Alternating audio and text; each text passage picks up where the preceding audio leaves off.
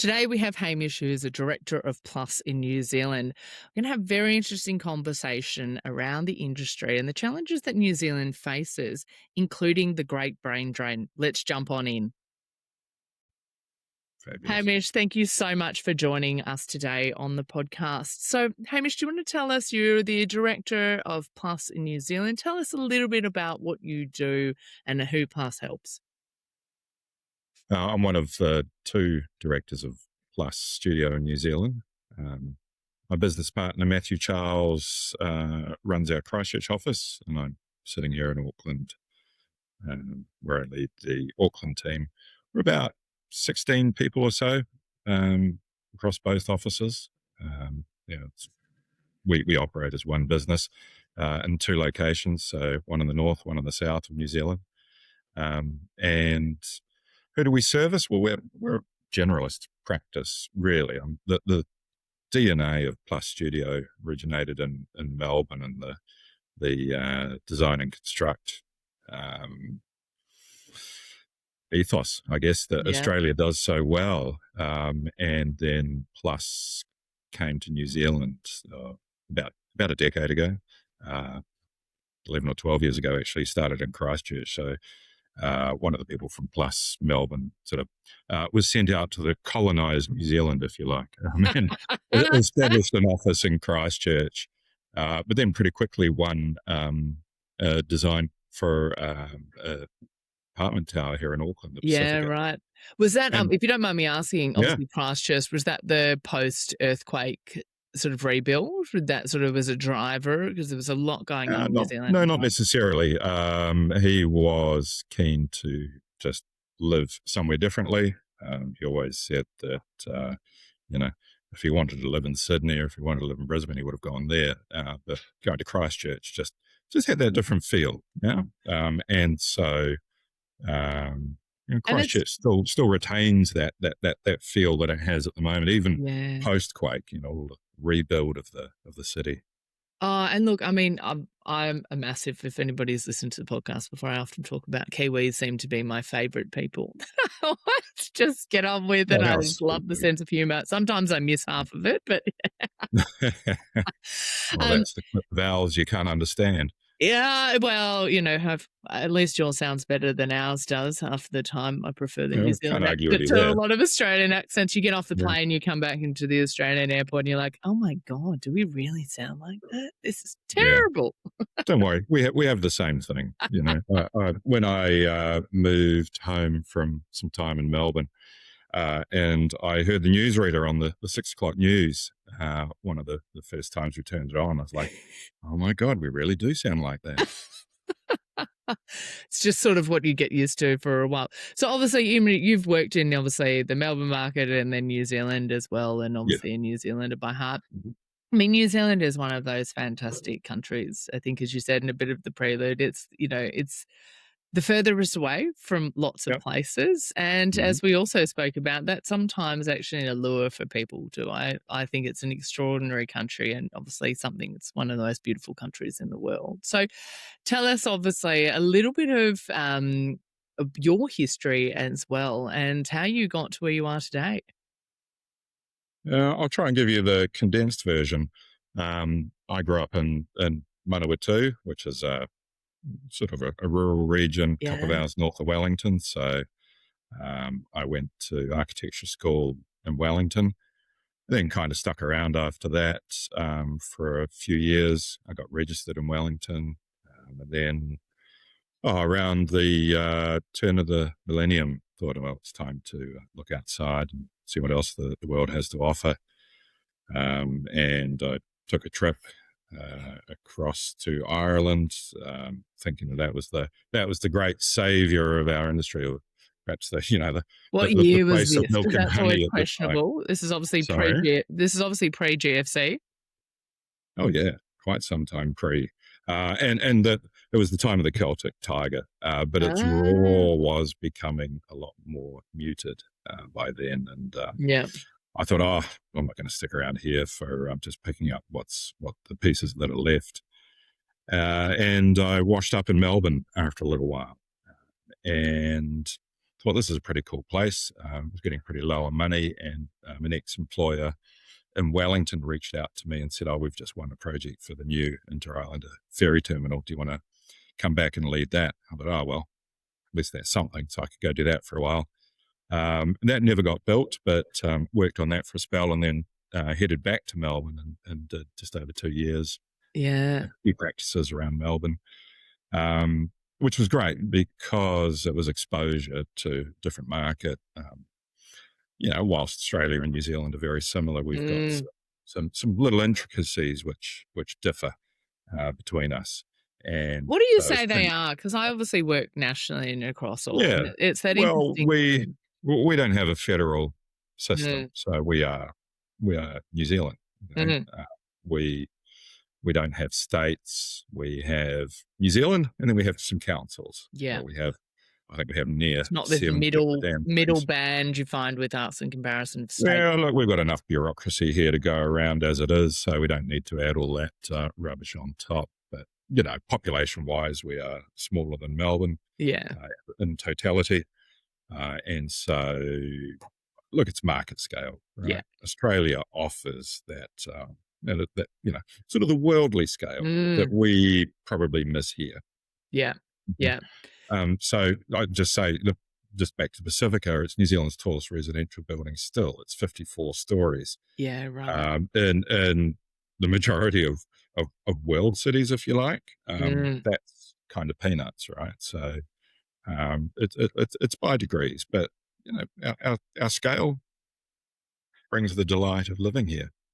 Oh, absolutely. And I think it's also, you talked about that being a diverse firm, right? You can't just be in the living sector. You have to be across multiple different elements because it is a different population. There's different regions, different elements that you need to consider in that, in what you're actually, you're talking about councils and what they'll allow, but also in communities and who's who and who knows who. But also, working to the geography of the diversity of which you've got in the country as well. Yeah, but again, it's a matter of scale, right? If you said you're only going to design, I don't know, I'm looking out of the window here at a very, very large church. So I'll say, if you're only going to design churches, you're probably going to run out of clients pretty quickly here. But that just sort of speaks to my nature of liking diversity. Maybe I get bored easily, but I really like to jump between typologies. I love the whole spectrum of architecture, and I love something new. Yeah. Maybe I'm a bit of a magpie. Maybe I like the new shiny, bright stuff, the sort of the promise of what lies ahead. But when it comes down to architecture,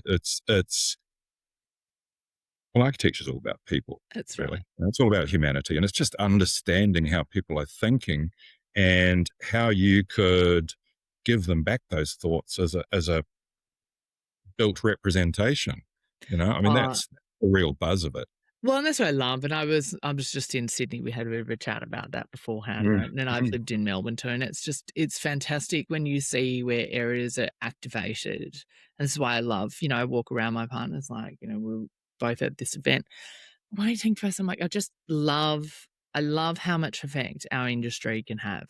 That essentially by doing good design, not from an architectural point of view, but even from town planning, even from an urban plan point of view, taking something that was and then creating the entire ethos and community and spaces that people want to be in. It's absolutely brilliant. And that's the fantastic thing about, doing what I do and working with people. We're working with people who are working on large scale thinking about the next 30 years to people working down, to the smallest innate part of, what's the desk made out of and what are we doing from the interiors point of view. And I'm sure you find exactly. And which screw you have to put this part A to fix to part B. It's a privilege, right? It's a privilege to be able to operate in that sort of environment, which has so much effect on people's lives. Yeah. Oh, it's incredible, and I absolutely and utterly adore it and love it every day. So you're obviously throughout that. It seems like you've explored the world. I was kind of up to Melbourne, then we got distracted, so I came to Auckland. I came to Auckland in 2004. So I was working that practice I went back to went back to Wellington for before going to Melbourne as part of a national group, if you like. You know, it was a bit like a New Zealand-wide group. It's kind of a studio. We're an Australasian group at the moment. And the Auckland company said, "Oh, we need somebody like you. Do you want to come?" Oh, yeah. Let's go have a look. So that was in 2004. And so I've been in Auckland since then. Wow. There we go. 20 years now. It just can't. 22, my dear. 22. Oh, sorry.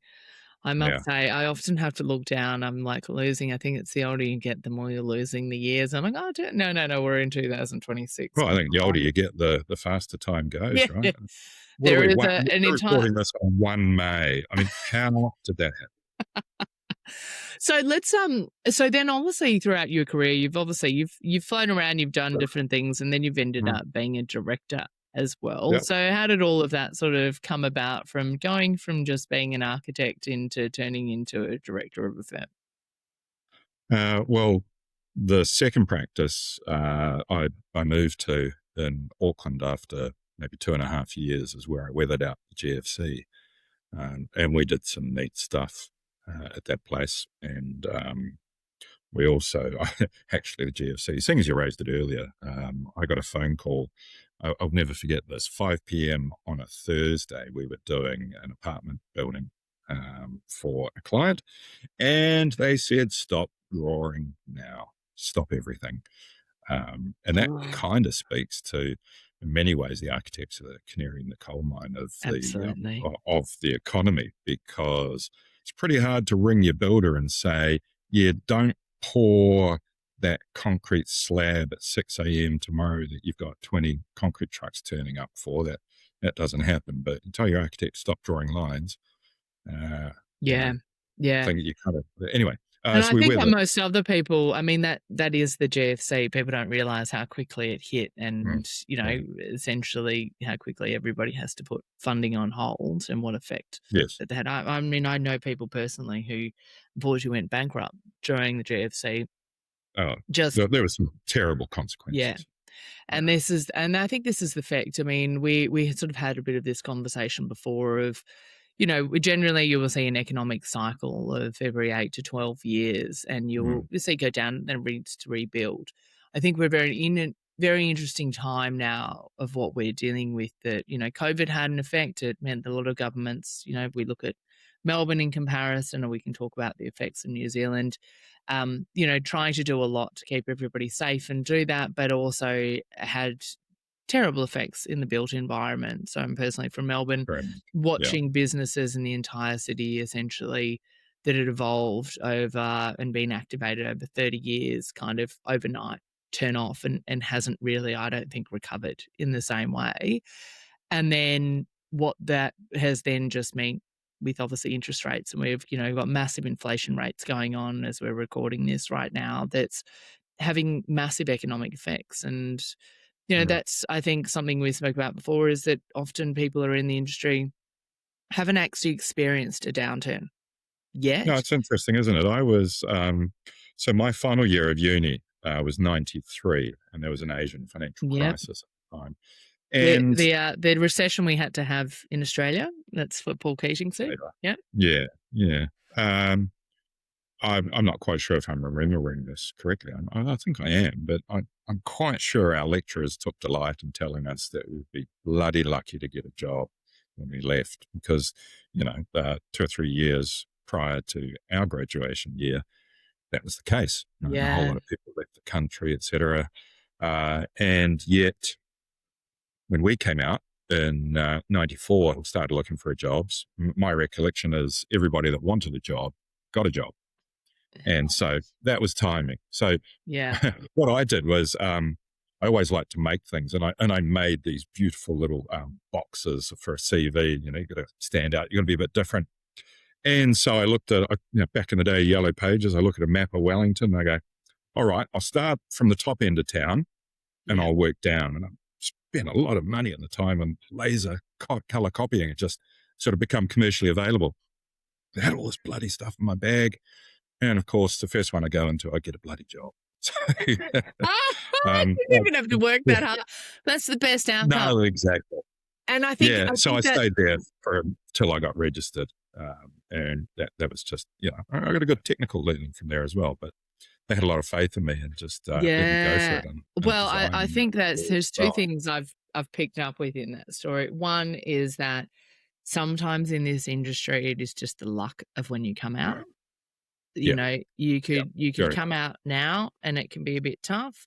But it's also where, for example, right now, if you want to come to Queensland, don't say this to New Zealanders, obviously, but for you guys, but it's absolutely rocking. And then other economies, it's not. So working on a don't worry, we're fully aware of that, and I think we like to talk about the brain drain. Yes, I do actually want to talk about the brain drain. That was just what I was going to get into, because that is actually New Zealand's greatest export, I believe, is the amazing professionals that leave. And here was I thinking it was milk, wool, and beef. There you are.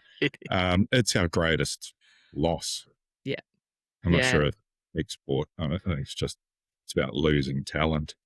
And so how does New Zealand deal with that? Also, because obviously Australia's the first ones who we profit from that, right? But CER, right? So we can just turn up and work there. I think was it Johnny Howard who made, one of your PMs made our access to Medicare, etc.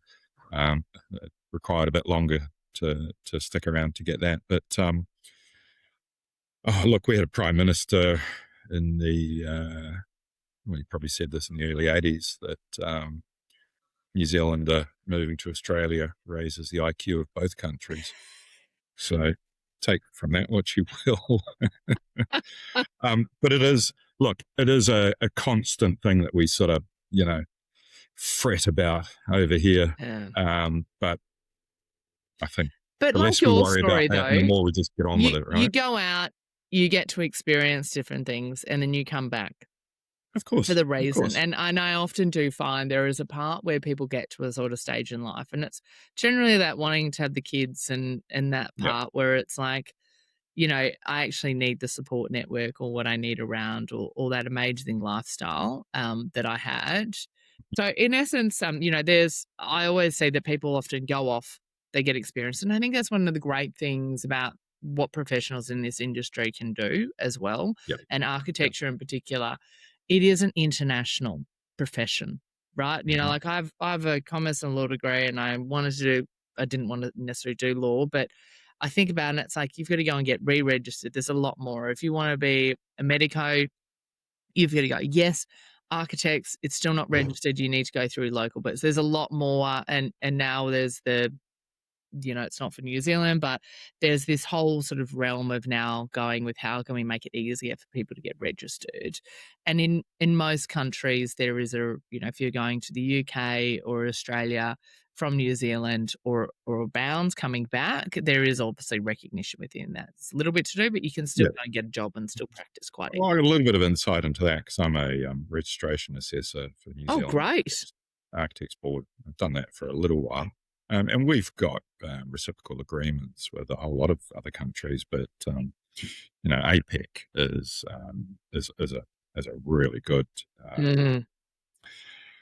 sort of group of countries of which we have those kind of rights. Includes the USA, but USA is a bit crazy, obviously, for its various states, as you blokes are as well. I was registered in Victoria. I maintained that for a while because it kind of felt cool. And I was like, why the hell am I spending this money everywhere and every year, and I'm only working in New Zealand? It doesn't quite make sense. So we're doing some work with some American architects at the moment. There's another thing I want to talk about is now we really, really love partnering with other architects. And I think that's shown a lot of the history of Plus through Australia, but it's kind of an ethos that we really dig here.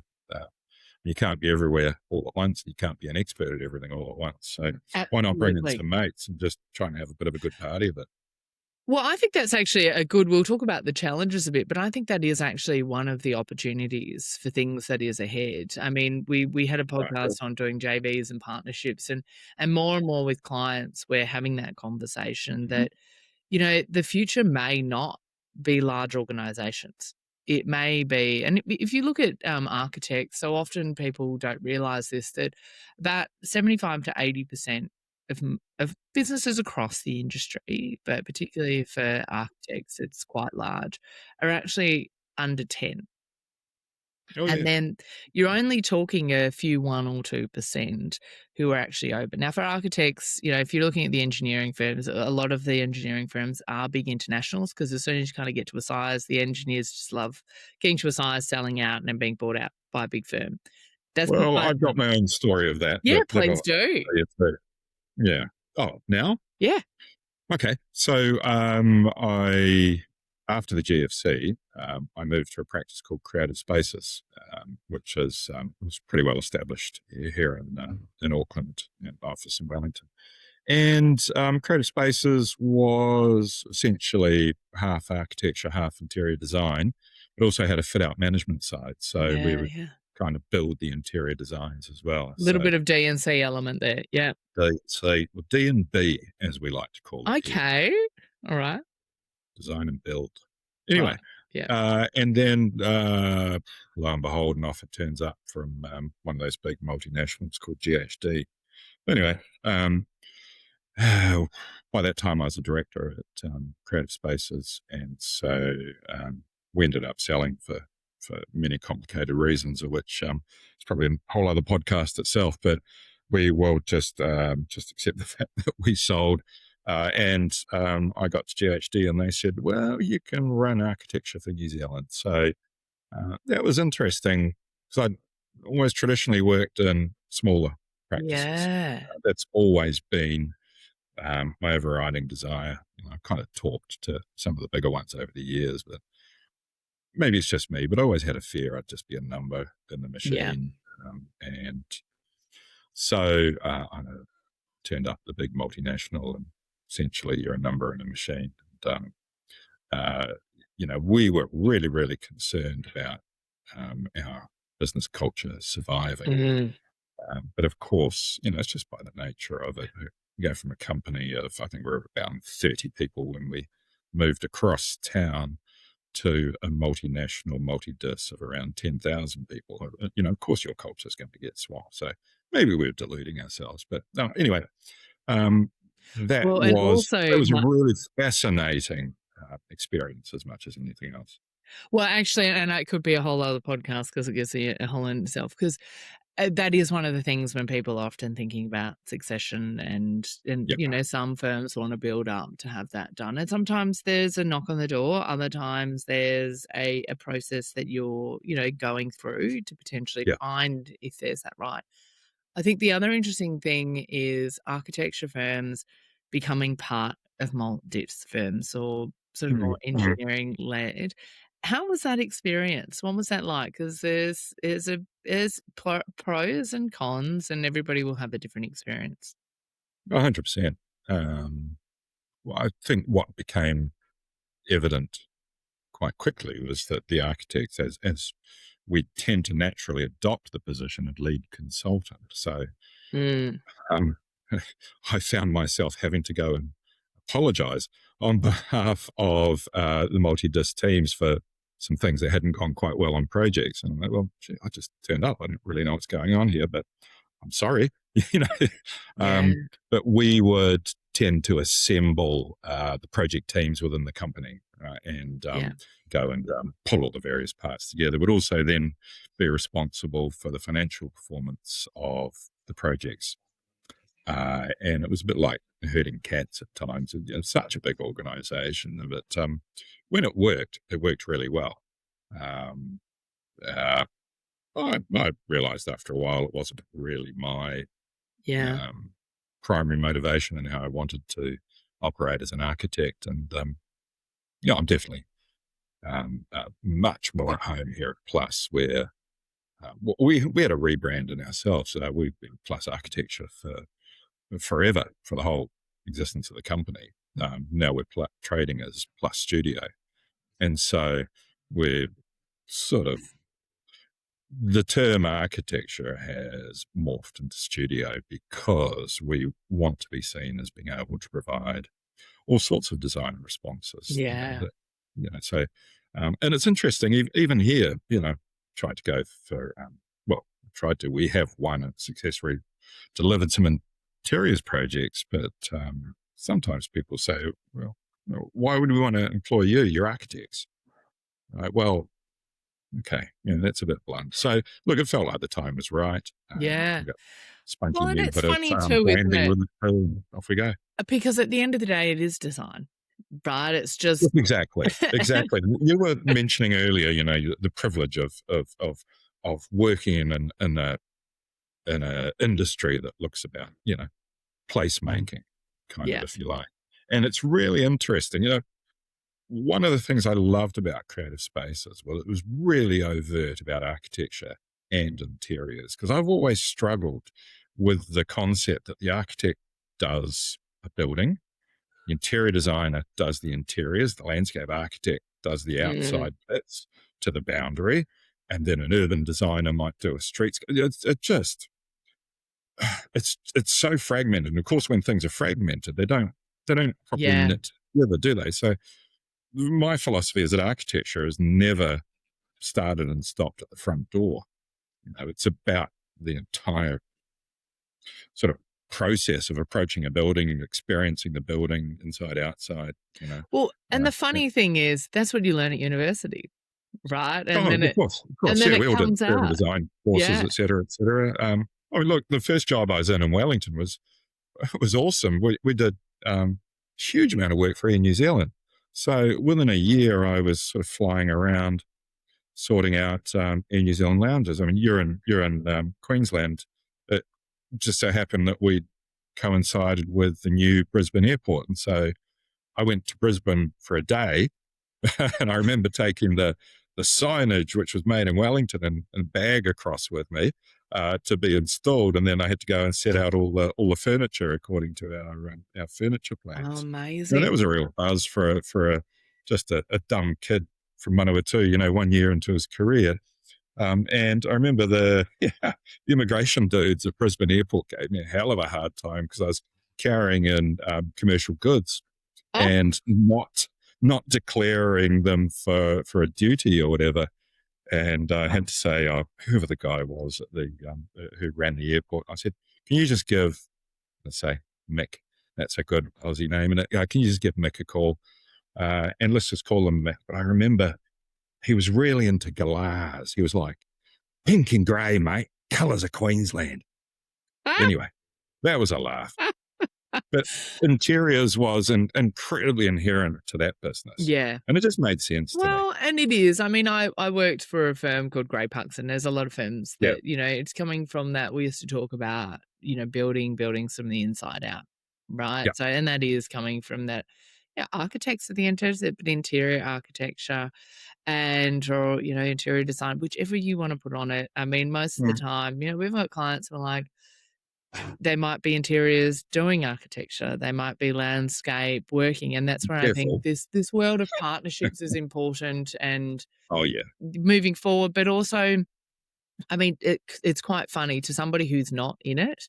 It's, here's somebody who, if you go in to talk to a developer, I don't care, I just need it done. Like, what are you allowed to sign off on and what aren't you allowed to sign off on? Like, just to want the job done. And how much do you need to do for building consent? What can we get away with? I don't want to pay you really anything because I'm begrudgingly engaging you. And that's a theory I've been developing for many years as well. We're kind of a discretionary profession, It's like, well, I need the structural engineer because I need a building to stand up, and I need the mechanical engineer because I like a bit of air conditioning, but bloody architects, and you hear that so often. That's been a refrain on site forever, right? Oh, it's the bloody architect's fault. And it's quite unusual though, because when you interview people from across the globe and then you talk to different people, I mean, a lot of architecture sits sometimes in engineering, and there are some countries in the world, and I would say actually majority, except for Australia, where I think the power of the architect, and New Zealand sounds like it's been the same sort of slow whittling away of the influence and the power of the architect. But most of the architects are running the entire thing, and everybody on site, the builders, everybody's good. So when they come to Australia and then they go, look, you're not going to be doing a lot of that. You're going to be doing a bit more of this. Oh, Okay. And it's just the dynamics and the respect. And it's very interesting how that has happened in our region. Yeah, well, you just need to look at the origin or derivation of the word architect. It meant master builder. And now we're at the point. Well, look, when I started my career, we were doing our own fire reports. There was no such thing as a facade engineer. It's been really fascinating to watch sort of the iteration or almost the fracturing of disciplines into slivers of service. So whereas if you just take architecture as an example, we used to do almost all in the round. Frank Lloyd Wright famously did his own structural engineering. Well, that's the urban myth anyway. And there's the beautiful photo of sort of the big sort of mushroom-shaped columns with the beautiful round caps on them at Johnson Wax Building. And they said, that's never going to work, Mr. Wright. And so he got loads and loads of bags of cement loaded up on top. And then they just kept loading it, and turned out Mr. Wright knew a thing or two. Although, and I went on a bit of a Wright pilgrimage in the US straight after uni. And I went to Falling Water, which is a bit of a haul to get to be honest. And I like to tell people it was actually falling into the water because Wright's famous cantilevers had gone on the grog a bit too much. They were like, no, we're going to have to rebuild this.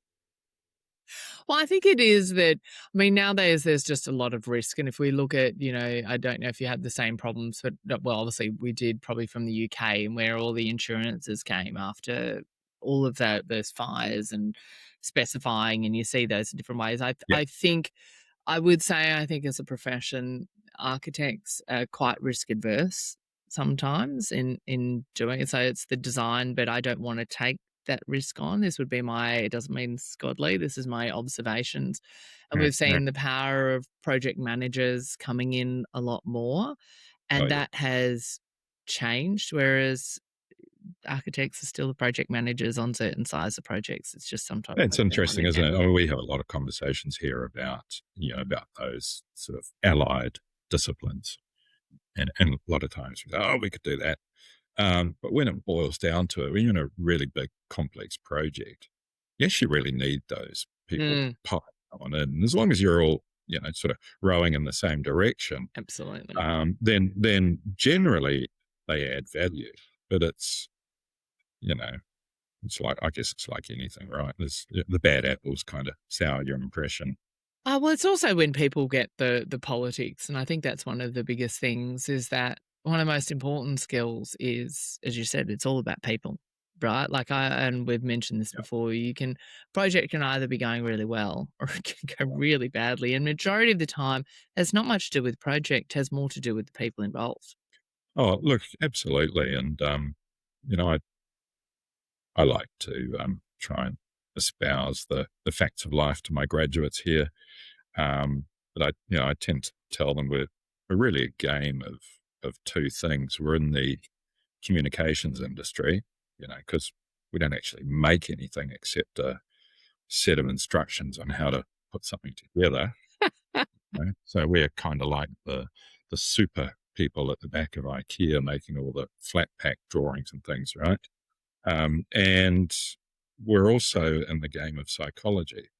I'm like, you've got to, you can't, as I mentioned earlier, you can't do that built representation in return to a client's brief if you don't understand the client. And to understand the client or their brief, you need to understand the people. Not only the people that are asking you to do something, but the people who are going to occupy it, the people who could potentially occupy it, and yada, yada, yada. I had a bit of a thought about this before this recording, and I was trying to think about buildings where people aren't involved, and can't think any. I thought, zoos, of course. No, zoos are for people. So, look, it's... I was thinking car parks, and I was like, well, no, you're moving people in and out. No, that's not it. Yeah, well, somehow somebody's got to be able to instinctively drive in and not get lost and drive into a column. As a dear client of mine said a couple of weeks ago, the column jumped out at me.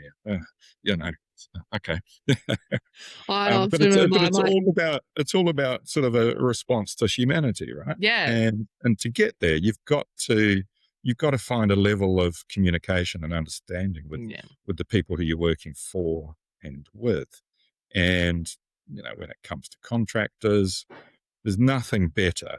Seriously, there is nothing better than a site that is going really, really well, and you can feel it, that everybody's all heading in that same direction. And that kind of extends to other consultants as well. yeah, Without being arrogant about it, I say to my engineer friends, I say, look, the biggest professional compliment I can give you is that you're an architect's engineer.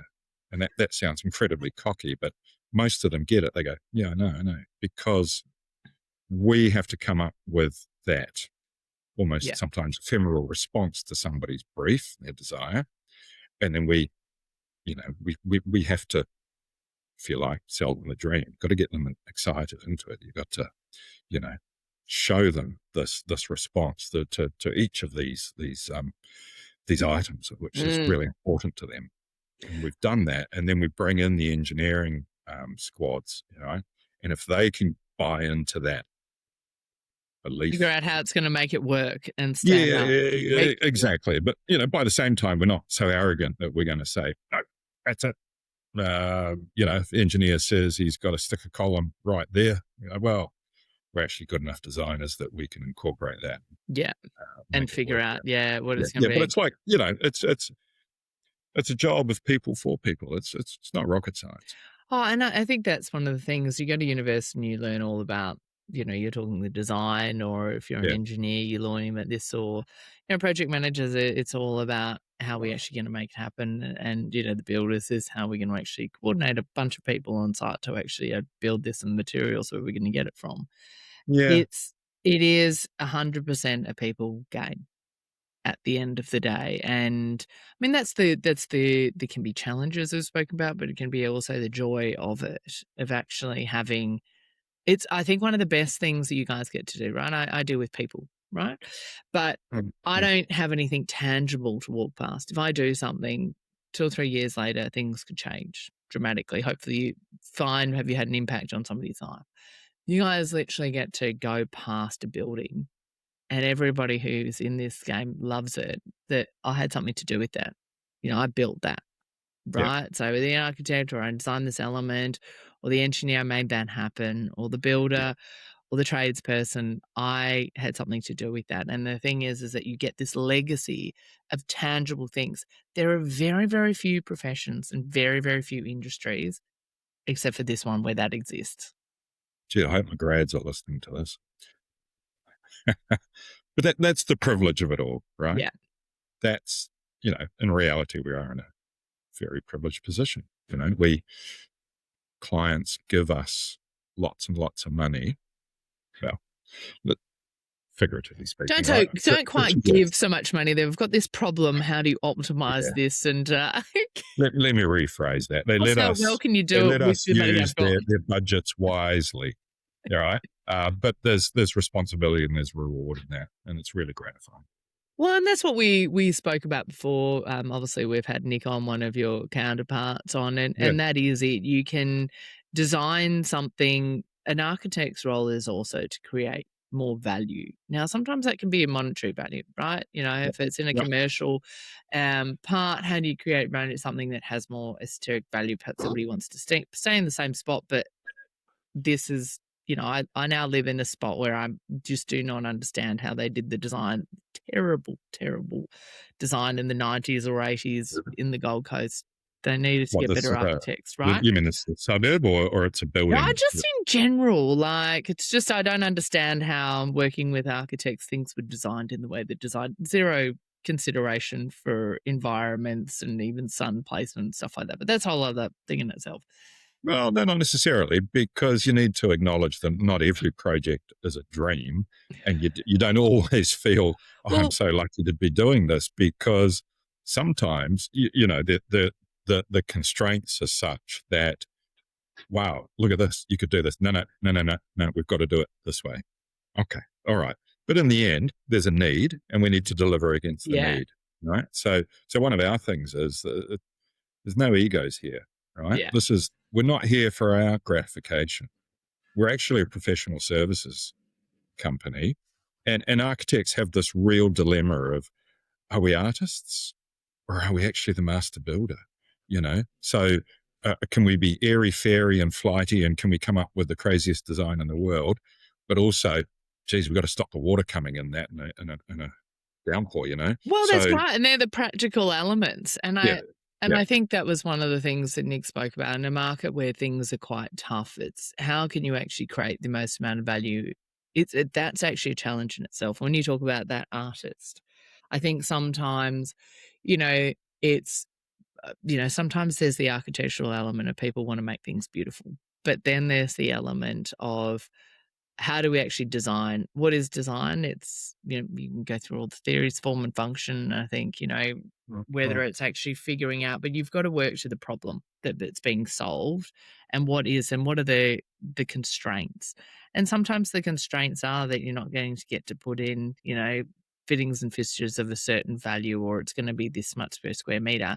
But sometimes with the smallest budgets, it's how do you actually create the best outcomes without necessarily needing to change. Look, I'll tell you something. I've always found it much easier to design with constraints than I have to be given a blank sheet of paper and just say, give us something.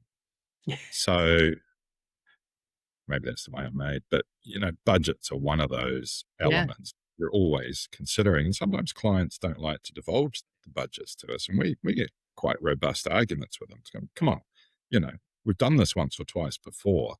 And we need to have that as part of our toolkit of references of how we are going to respond to your brief. Right? If it's this much a square meter, or if it's this many millions or whatever versus this, then we have quite a different response, different to conversation. It. But just on what is architecture? I mean, we were taught in architecture school about a dude called Vitruvius back in Roman Empire times. Yeah. And Vitruvius, as I understand it, he wrote a treatise to suck up to the boss man at the time. It was a Caesar or Pope or whatever. Anyway, he defined in Latin, which I won't attempt to do, but essentially architecture boils down to three things, and it's firmness, commodity, and delight. Right, so firmness means the thing's got to stand up. So there's our good friend, the architect's engineer. Commodity is essentially it's got to do what the client wanted it to do.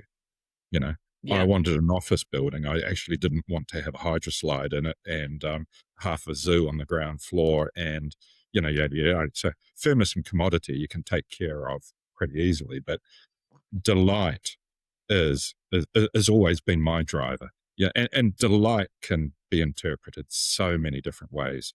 Delight can be that you simply maxed out the commercial opportunities of this building, and your client's making a whole bunch of money, and you see the grin on that face, and that's nothing more than delight. Or what's actually quite a lovely thing when you've got one of those constrained budgets, and I can remember the odd government department we've worked for, and they walk in at the end and they go, "Oh my God, I didn't know you could do that." And that's a really visceral expression of it. And they turn around with this big smile, and they're almost brought to tears, because it's like, oh, we started from nothing, and you helped us to get this. So I tend to wave my arms around quite a bit at presentations and things, and some of them out there, they'll just sort of roll their eyeballs and go, "Here he goes again about delight." But I think I'm quite passionate about it because it is really what's needed from architecture. Yeah. Well, it's a bit like you're making dinner, right? And you can do it, and then somebody makes it, and it's like, oh, that's good. It's giving me food. It's a standard.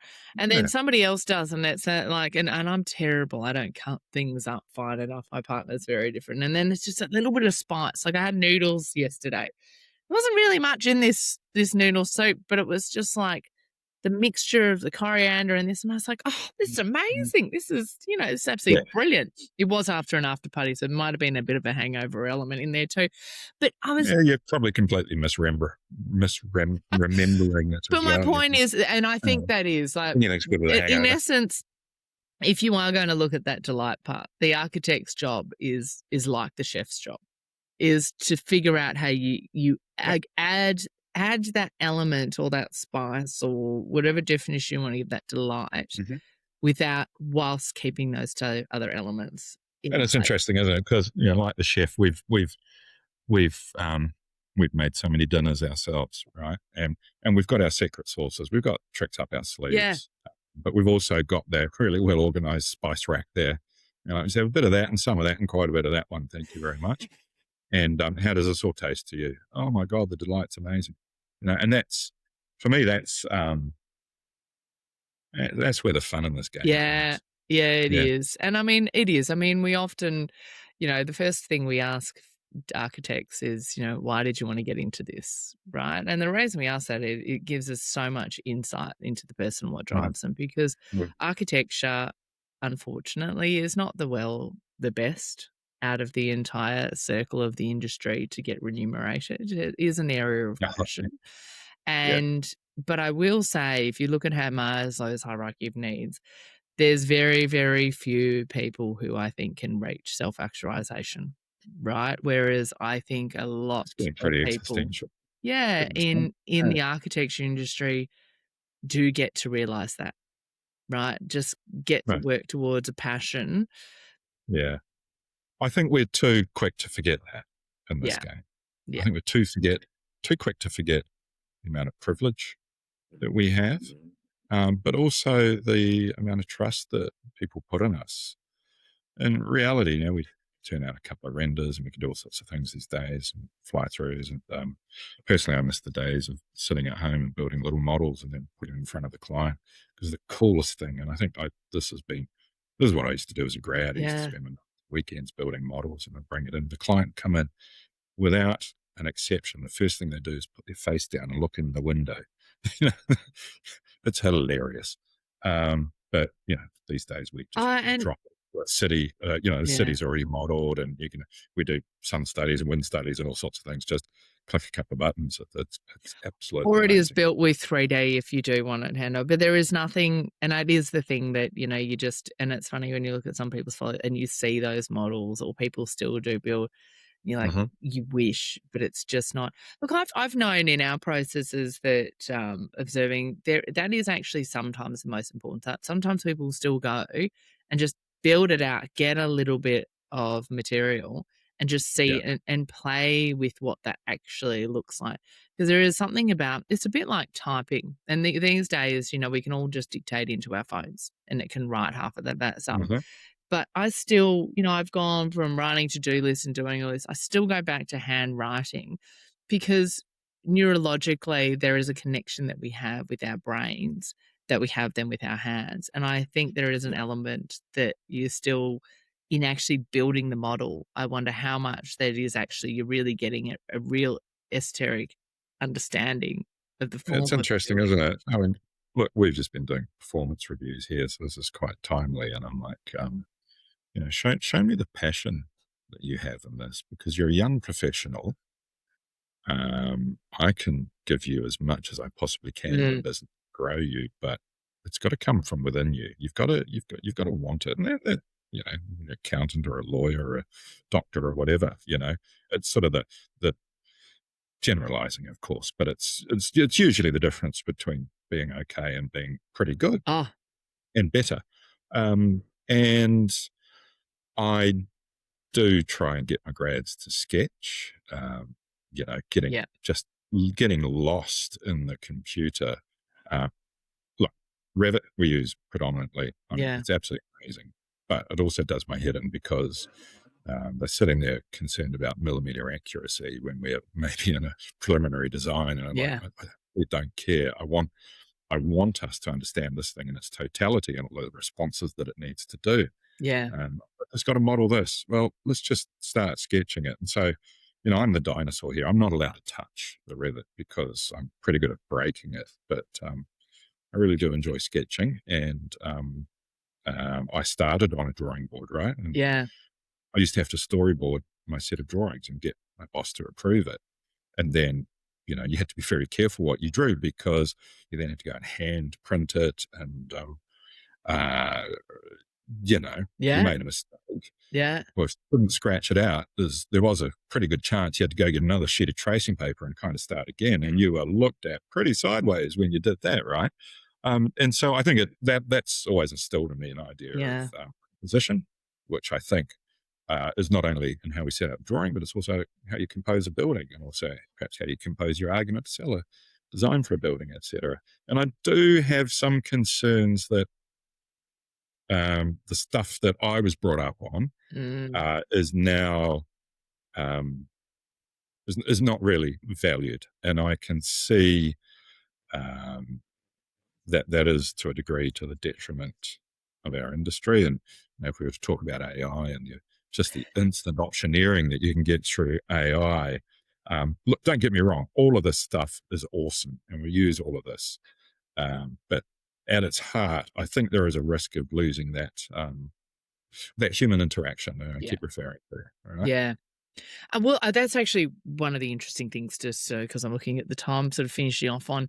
I mean, I look at it. So you look at it, if you're interviewing, so you were saying the 1990s, 2000s, and then AutoCAD started coming in sort of early 2000s, Revit 3D sort of late to, you tell me if I'm correct in my, and then you're being a bit late with your estimations, but yeah, look, so give me the timelines. We've done drawing boards all the way up until probably I can give you my timeline, but I was a bit of a late adopter in hindsight. But I don't really have any regrets for anything I've done in my career. Everything's been something to learn. All a journey. I didn't move off the board wholeheartedly until, actually, in reality, when I moved to Melbourne and I got a job, and I said, "Yeah, no, I'm sweet at AutoCAD," and they go, "Cool, you start Monday," and I thought, "Oh shit." I could draw some lines, but I was pretty crap. And then I had to use MicroStation in Melbourne, which nearly made me want to jump off the building. It was awful. Then some SketchUp along the way, more AutoCAD.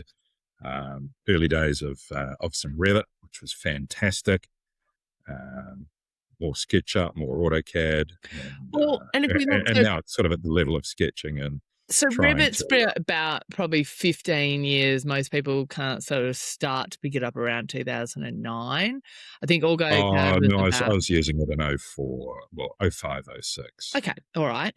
And then before doing sort of feasibility design studies in it too. Yeah, and before that we've got 2D of AutoCAD and a few earlier other versions of 3D coming in the sort of early 2000s, mid.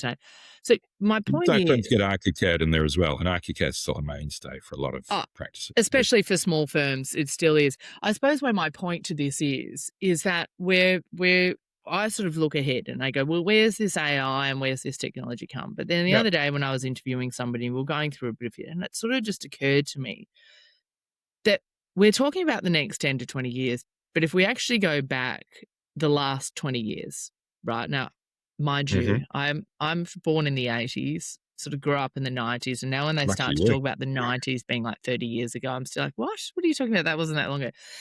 Try being my age, my dear. But my point is that in your career, right? Yep. So let's say a general career is probably about 40 years. Yep. In your career, it's already changed that much.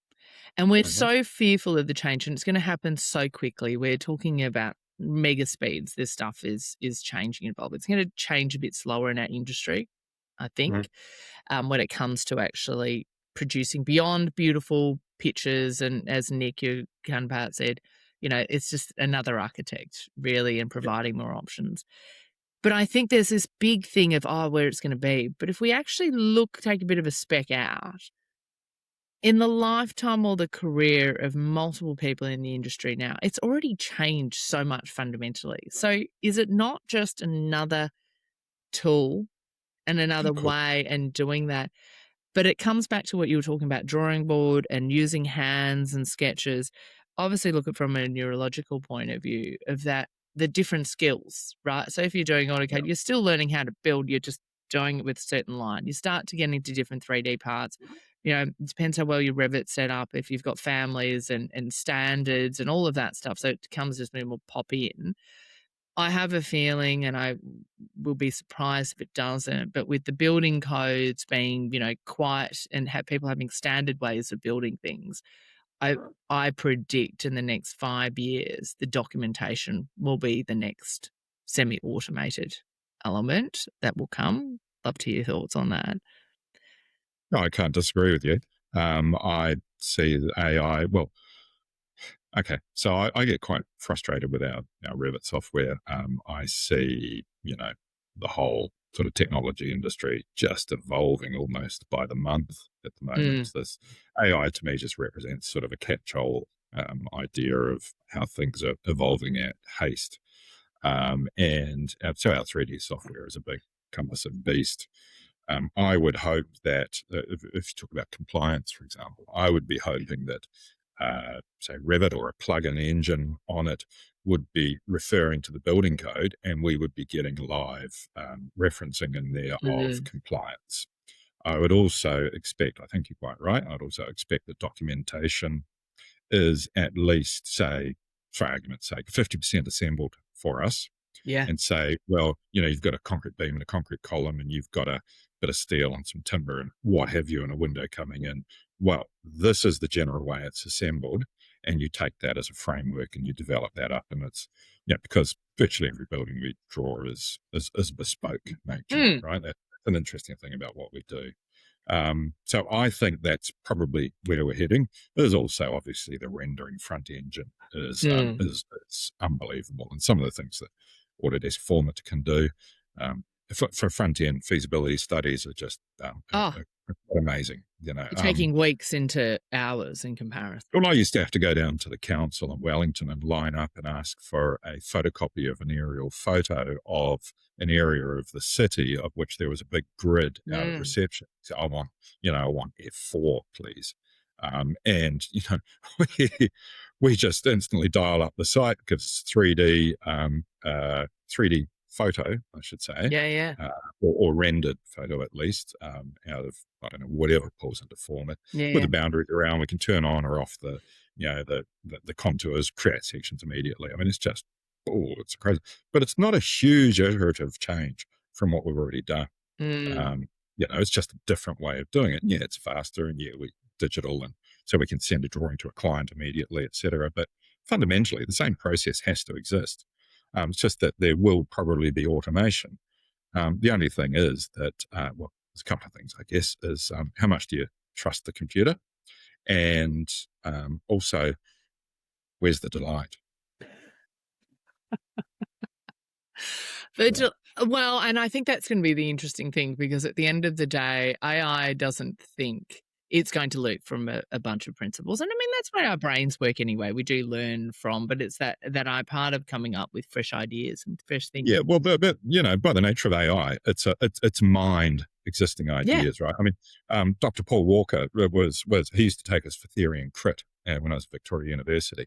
And he famously said to us all, there's nothing new in architecture. And this was in 1992, 1993, so at the time there's sort of ideas of collage and things, right? So it's just, and maybe that's what happens in the head, right, of the architect, that we just take bits that work, but some of the things that are coming out in AI can't actually be built, right? Exactly. So AI will give you a potential render of something, but then you've got the whole construction industry, and there's no way they are flying ahead with AI. So you've got this big disjoint that still needs to be addressed somehow. I mean, sure, there's robotic demolition machines now, and there's also augmented reality, builders are doing all that sort of thing. Well, that's cool, but it still doesn't build anything.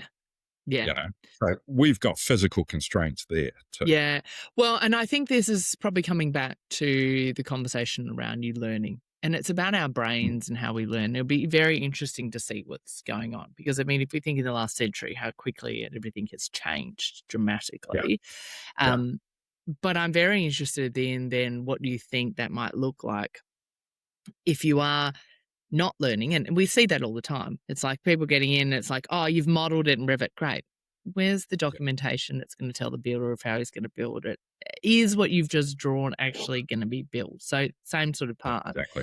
How do you see that being?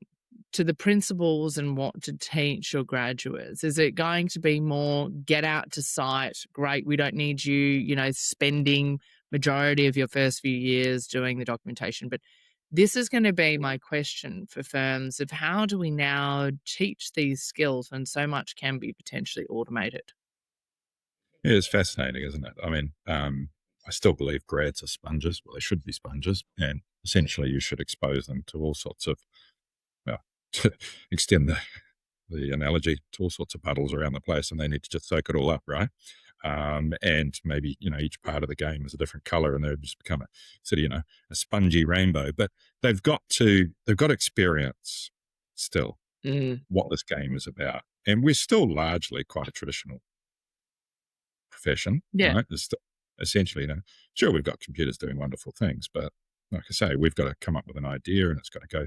The process still exists, right? Yeah. I mean, in our registration assessments, we still start at the beginning of the process and we end at the end of the process. And, it's got to happen. It's a really difficult question because I don't think architecture is going to change humanity fundamentally. I think we're a response to what humanity wants to exhibit, or actually wants to see itself. But I just still can't get away from the idea that we've got certain things that we need to fulfill, and there's a big unknown out there. And again, if we refer to AI as kind of what sits in my mind as representative of the big unknown, I don't really know what's coming. I can predict like anybody else, but whilst we know what we know at the moment, we've still got to figure out the fundamentals. You add more strings to your bow with all the extra skills you can have, but no two people in the office are the same anyway, right? And so people kind of get drawn to what they're really interested in, and they pursue that like any passion in life. So advice to kids doing uni, seriously, I reckon just take what uni is. Uni teaches you critical thinking, right? And then you take that mindset into whatever you do, whether it's architecture or medicine or, I don't know, into your trade or whatever you end up doing, just. Well, I think the other thing is, as you said, life is a journey too. And I think we're going to see a massive change. And I mean, one of the problems that we can't get things built is that there's not enough tradespeople to build things. Whereas, you look at you and Well, you've got I. a crunch coming in Queensland, haven't you? What was that? Sorry?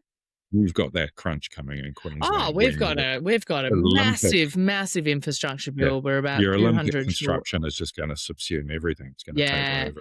Well, our biggest problem is also, and I don't know how you guys have gone. Well, as you're saying, it's not necessarily the size and scale of buildings, but you obviously get over a certain size, then you're going to have more of a union workforce. You've got a lot less builders. A lot of people have gone bust because the hardest thing about for builders, and everybody thinks the builders always make money.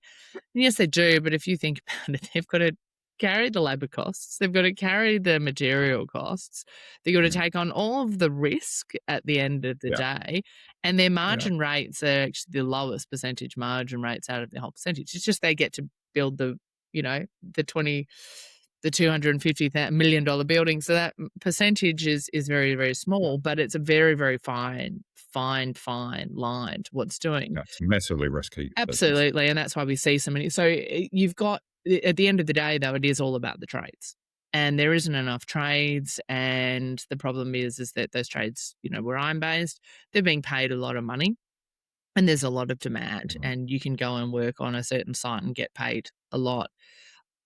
With that, my point is the one thing that AI won't be changing is what we physically do, right? And I'll be very interested to see, if I look at my own children, the safest part. If you look at all these AI experts, they're like, what would you tell your kids to do? It's like, go and be a plumber, right? Or be an electrician. The things that aren't going to change. So I really wonder how, and if I look at it as professional services, the tradespeople are earning about twice or three times the amount of the professional services. Now, it's not easy, mind you, and there's a lot of risk in itself.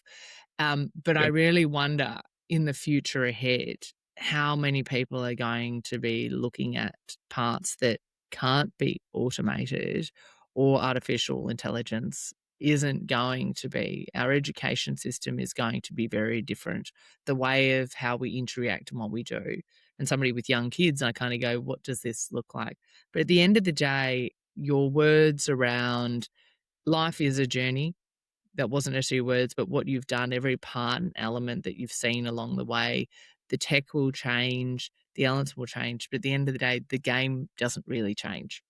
Something needs to be built. Yeah, no, that's essentially what I believe. You know, I mean, it's you know, it's like the builder's hammer gets upgraded. You know, it's nicer to hold. It's probably lighter, but you've still got to get that nail driven into that piece of wood, don't you? Well, use a nail gun now. Terrible analogy. Anyway, Hamish, thank you so much. We have gone all over the place, but we have definitely covered around some of the challenges and the opportunities ahead. And I think it's been a fantastic discussion. I'm sure we could keep talking for another 2 hours on things. Thank you so much. It's been great fun. Thank you. Really enjoyed it. Our pleasure. Thank you so much for joining us. Now, Hamish, we always sort of end on something, which is around, do you have a podcast or a book or something else that you would recommend that people check out? Wow. For some reason, book that's come into my mind is 100 Years of Solitude. 100 Años de Soledad. Wow. Gabriel Garcia Marquez. And it's just a book of fantasy. I read it so many years ago that I need to read it again. And there's a not very good adaptation on Netflix, I think, but seriously, it's a book that sort of weaves in and out of dream states. You never quite know where you are, but it's just full of that, my favorite word of the day, delight. Hamish, it has been a delight. Podcast, this one, of course. Yeah. Excellent. Thank you so much for all of your time. Thank you. It's been a pleasure. What a great conversation. And I absolutely loved that element around delight. I thought that was fantastic insights.